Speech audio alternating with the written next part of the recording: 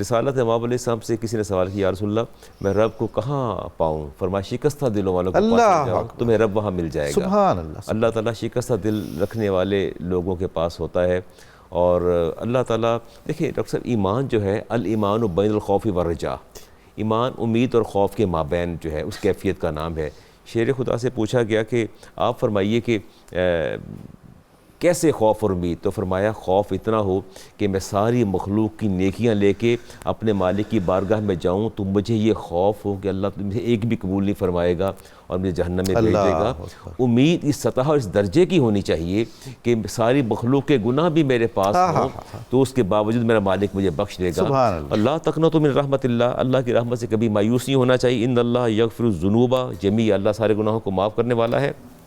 یہاں میں ثعلبہ رضی اللہ تعالیٰ عنہ کی ایک روایت لے رہا ہوں جی، آپ نالین بردار تھے رسالت امام علیہ السلام کے، کیا سعادت ہے، اور ان کے نالین کو سنبھالنے کی کیفیت بڑی ڈیفرنٹ تھی۔ کیسر و کسرا قربان، بازو کھلے تھے، نالین یہ اندر داخل کر لیتے تھے اور سینے سے لگا کے رکھتے تھے۔ یہ ان کی کیفیت تھی نالین کو سنبھالنے کی، ان کی نگہداشت اور حفاظت کی۔ اور جنت میں بھی اللہ تعالیٰ یہی مرتبہ دے گا، یہی مرتبہ عطا فرمانا ہے جس میں کوئی شک نہیں ہے۔ تو آپ گزر رہے تھے تو دروازے کا پردہ ہٹا اور خاتون غسل کر رہی تھی، اچانک ایک نظر پڑی اور گھر جا کے زار و قطار روتے رہے اور مسجد میں حاضر نہیں ہوئے۔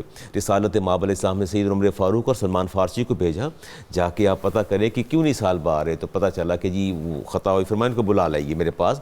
ظاہراً جانے میں دیکھا یک لخت نظر پڑ گئی، انٹینشنلی تو نہیں تھی، ارادتاً تو نہیں تھی۔ تو آپ نے فرمایا جب فجر کی نماز پہ حاضر ہوئے تو فرمایا ثعلبہ کیوں پریشان ہو؟ پڑھا کرو ربنا آتنا فی الدنیا حسنۃ وفی الآخرۃ حسنۃ وقنا عذاب النار، یہ پڑھا کرو۔ فرمایا ٹھیک ہو جاؤ گے۔ آپ نے پڑھا، پھر گھر گئے، لیکن پھر وہ شدت اور خوف اور پھر ایسی خشیت طاری ہوئی، اور پھر اسی خوف میں جو ہے وہ آپ نے اپنی جان آفرین کے حوالے کر دی، اور رسالت امام علیہ السلام نے فرمایا کہ بھائی کی تدفین کا، تجہیز کا اور اس کے غسل کا بندوبست کرو، میں ان پر نماز جنازہ خود ادا کروں گا۔ خود آپ نے، اور جب آپ تشریف لائے تو آپ پنجوں کے بل چل رہے تھے، تو صحابہ نے یا رسول اللہ آپ پنجوں کے بل چل رہے ہیں، خیریت طے؟ فرمایا آسمان سے اتنے فرشتے نازل ہوئے ہیں کہ مجھے قدم رکھنے کی جگہ نہیں مل رہی۔ یعنی خشیت الہی اس درجے کی، خوف اس درجے کا۔